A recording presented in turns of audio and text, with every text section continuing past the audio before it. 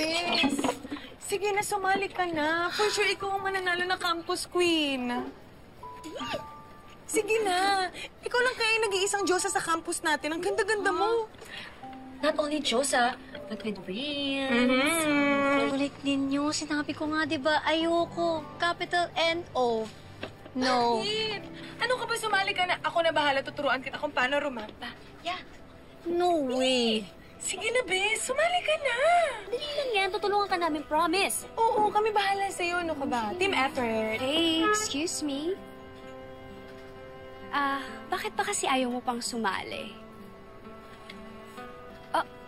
I know the answer. Matatalo ka lang kasi you're a loser.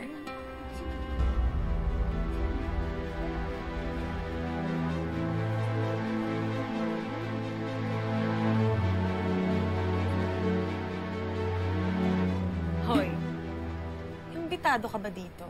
Bakit ka sumasawsaw? Well, I'm just trying to help. Help? Bakit mukha ba kaming helpless, ha? Hey, you know what? I think the right term is hopeless.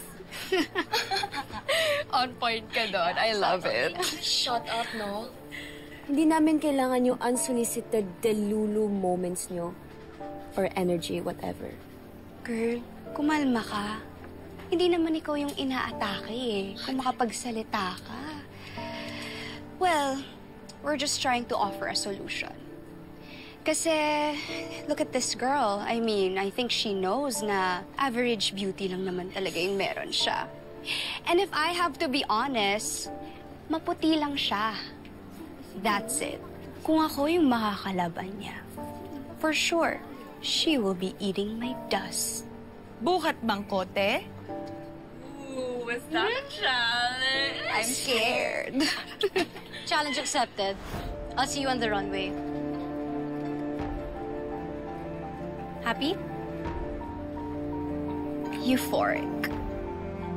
I'll see you on the runway.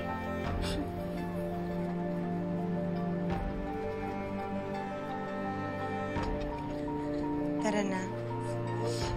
May mga basura pala dito.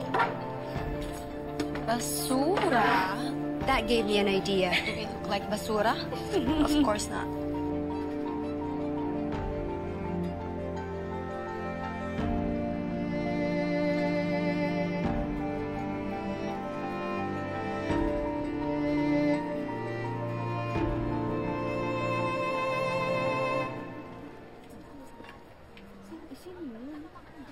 Ngayon lang ata nag-sink in sa akin.